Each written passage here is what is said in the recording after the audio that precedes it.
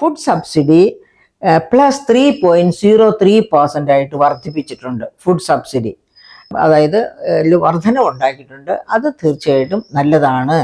ഇനി വേറൊന്ന്, petroleum subsidy 17% petroleum subsidy വെട്ടിക്കുറച്ചിരിക്കുന്നത്. 17.68% വെട്ടിക്കുറച്ചിരിക്കുകയാണ്. എന്ന് വെച്ചാൽ പെട്രോളിയം സബ്സിഡി അങ്ങനെ വെട്ടിക്കുറച്ചിട്ടുണ്ടെന്ന് പറഞ്ഞാൽ ഇതിനു മുമ്പ്, ഈ ബജറ്റിന് മുൻപ് ആണ്, ഈ ഇലക്ഷന് മുമ്പാണ്, ലോക്സഭാ ഇലക്ഷന് മുമ്പാണ് ഈ ബജറ്റ് വന്നിരുന്നെങ്കിൽ ഇതുപോലെയുള്ള വെട്ടിക്കുറയ്ക്കൽ കാണില്ലായിരുന്നു. ഇപ്പോൾ ഈ വെട്ടിക്കുറയ്ക്കൽ വന്നപ്പോൾ, അതായത് സബ്സിഡിക്ക് വേണ്ടി ഫണ്ട് കൂടുതൽ വക കൊള്ളിക്കുമായിരുന്നു. അതുപോലെ നമുക്കറിയാമല്ലോ, പാചകവാതക സിലിണ്ടറിൻ്റെ, കമേഴ്ഷ്യൽ സിലിണ്ടറിൻ്റെയും പാചകവാതക, അതായത് കുക്കിംഗ് സിലിണ്ടറിൻ്റെയും ഡൊമസ്റ്റിക് കുക്കിംഗ് സിലിണ്ടറിൻ്റെയും ഒക്കെ വില ലോക്സഭ ഇലക്ഷന് മുൻപ് കുറച്ചിരുന്നു.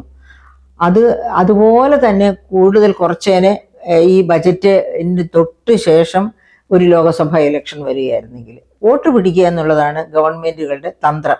അതിനുവേണ്ടി എല്ലാം വാരിക്കോരി കൊടുക്കുന്നതായിട്ട് കൊടുക്കുകയും ചെയ്യും. പക്ഷേ ഇലക്ഷൻ കഴിഞ്ഞാൽ എല്ലാം പിന്നെ വഞ്ചി പിന്നെയും തിരുനക്കര എന്ന് പറയുന്നത് പോലെ തന്നെ പഴയ അവസ്ഥയിലേക്ക് പോകും. ഇപ്പം ഇതിൽ നിന്ന് നമ്മൾ എന്താ മനസ്സിലാക്കേണ്ടത്?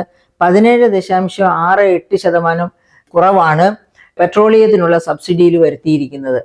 അപ്പം അധികം താമസിയാതെ തന്നെ കേന്ദ്ര ഗവൺമെൻറ് പെട്രോളിയം ഉൽപ്പന്നങ്ങളുടെ സബ്സിഡി വെട്ടിക്കുറയ്ക്കുക വെച്ചാൽ വില വർദ്ധിപ്പിക്കുക എന്നർത്ഥം. ഇപ്പം നമ്മൾ അനുഭവിച്ചുകൊണ്ടിരിക്കുന്ന വിലയിൽ സബ്സിഡി ഐറ്റവും കൂടി ഉണ്ട്, എലിമെൻറ്റും കൂടി ഉണ്ട്.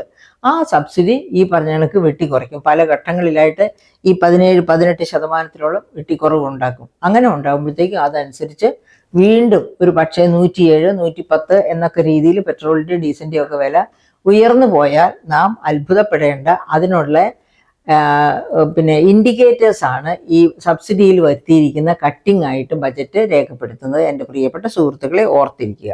പിന്നെ വേറൊന്ന്, ഗ്രാമവികസനം, അതുപോലെയുണ്ട് വിദ്യാഭ്യാസവും ഹെൽത്തും ഞാൻ ഒന്ന് പറഞ്ഞതായിരുന്നു. പക്ഷെ ഒന്നുകൂടെ പറയാം. വിദ്യാഭ്യാസത്തിന് സാധാരണ രീതിയിൽ ആ GDPയുടെ 6% മുതൽ മുകളിലേക്കാണ് ചൈന, അമേരിക്ക ഒക്കെ ചെലവഴിക്കുന്നത്. അപ്പോൾ ചൈനയുടെ കേസൊന്ന് ആലോചിച്ച് നോക്കൂ നിങ്ങൾ. ചൈന ടെക്നോളജിയിൽ വളർച്ച എങ്ങനെയാകണമെന്ന അമേരിക്കയേക്കാൾ ഉയർന്നു പറക്കാനായിട്ട് ആണ് ചൈന ശ്രമിച്ചുകൊണ്ടിരിക്കുന്നത്. അത്രയധികം എക്സ്പെൻഡിച്ചറാണ്, മൂലധന നിക്ഷേപമാണ് എഡ്യൂക്കേഷൻ മേഖലയിൽ അവർ നടത്തുന്നത്. അങ്ങനെ നടത്തുന്നത് കൊണ്ടാണ് ഇന്നല്ലെങ്കിൽ നാളെ ചൈന ഒരു പക്ഷേ അമേരിക്കയേക്കാൾ ഉയർന്ന ടെക്നോളജി സമ്പുഷ്ട രാഷ്ട്രമായി മാറിയേക്കാം.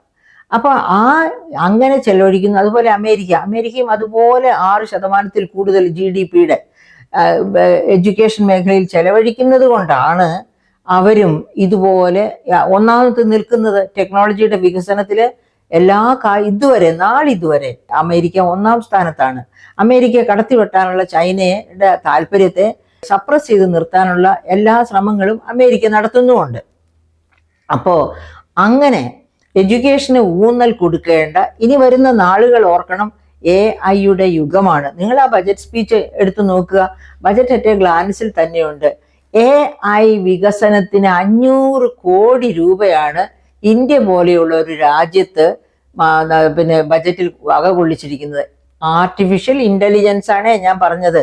AI പോലെയുള്ള ഒരു മേഖലയുടെ വികസനത്തിന് വേണ്ടി 500 കോടി രൂപ ആണ് മാറ്റിവെച്ചിരിക്കുന്നത്. അപ്പോൾ ഇവിടുത്തെ AI DeepSeek ചൈന ഇപ്പോൾ വികസിപ്പിച്ചെടുത്തു എന്ന് പറഞ്ഞ് അവർ പെരുമ്പറ മുടക്കിക്കൊണ്ട് നടക്കുകയാണ്.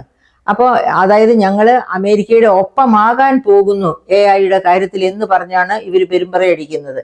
അപ്പം നമ്മൾ 500 കോടി രൂപയും വകയിരുത്തി AI, ശരിയാണ്, ഇവിടുത്തെ വളരെ മിടുക്കരായ മക്കള് അമേരിക്കയിലും ഒക്കെ, പ്രത്യേകിച്ചും അമേരിക്കയിൽ ആർട്ടിഫിഷ്യൽ ഇൻ്റലിജൻസ് രംഗത്ത് ഉണ്ട് എന്നുള്ളത് ഉറപ്പാണ്. അതായത് അവരൊക്കെ തന്നെ ഇന്ത്യ ഗവൺമെൻറ്റിനോട് കൂറ് പുലർത്തുന്നതുമാണ്. ട്രംപിൻ്റെ ഈ പിന്നെ ഡംപ് അധികം ഇന്ത്യയോട് കാണിക്കാത്തതും അത്തരം മിടുക്കർ അമേരിക്കയിൽ ഇന്ത്യയെ പിന്താങ്ങുന്നവരായിട്ടുണ്ട് എന്നുള്ളത് കൊണ്ടും കൂടിയാണെന്ന് നമ്മൾ ഓർക്കണം. അപ്പം അങ്ങനെയുള്ള ഒരു കാലഘട്ടത്തിൽ എന്തായാലും എഡ്യൂക്കേഷന് വേണ്ടി മാറ്റിവെച്ചിരിക്കുന്നത് എത്രയാണ് മാറ്റിവെച്ചിരിക്കുന്നത്? എഡ്യൂക്കേഷന് വേണ്ടി GDPയുടെ 0.36%. നാണം കെട്ട ചെലവഴിക്കൽ. ഇത് വായിക്കുന്ന നിങ്ങളിൽ ആരെങ്കിലും ചൈനയുടെ ബജറ്റ് എടുത്ത് നോക്കുക, കഴിഞ്ഞ ഈ വർഷത്തെ ബജറ്റ് അവർ അവതരിപ്പിച്ചോന്ന് ഞാൻ ശ്രദ്ധിച്ചിട്ടില്ല. കഴിഞ്ഞ വർഷത്തെ ബജറ്റിൽ എത്രയാ എഡ്യൂക്കേഷൻ കൊടുത്തിരിക്കണേന്ന് നോക്കുക, അല്ലെങ്കിൽ അമേരിക്കയുടെ എടുത്ത് നോക്കുക, അല്ലെങ്കിൽ ഏതെങ്കിലും ഒരു യൂറോപ്യൻ കൺട്രിയുടെ എടുത്ത് നോക്കുക. അവരൊന്നും ഇതുപോലെ ചെയ്യില്ല. അപ്പൊ ഇവിടെ എങ്ങനെയാണെന്ന് വെച്ചിട്ടുണ്ടെങ്കിൽ സ്വകാര്യ മേഖല കൊണ്ട് പറ്റുന്നുള്ളൂ വളരട്ടെ. അതല്ലാതെ സർക്കാർ ചെലവില് ബുദ്ധിമാന്മാർ പാവങ്ങളാണെങ്കിൽ ബുദ്ധിമാന്മാരായിട്ട് വളരണ്ട, പാവങ്ങളായിട്ട് തന്നെ കഴിഞ്ഞാൽ മതി എന്നുള്ള ഒരു ആറ്റിറ്റ്യൂഡാണ് ഈ ഗവൺമെന്റിനുള്ളത്.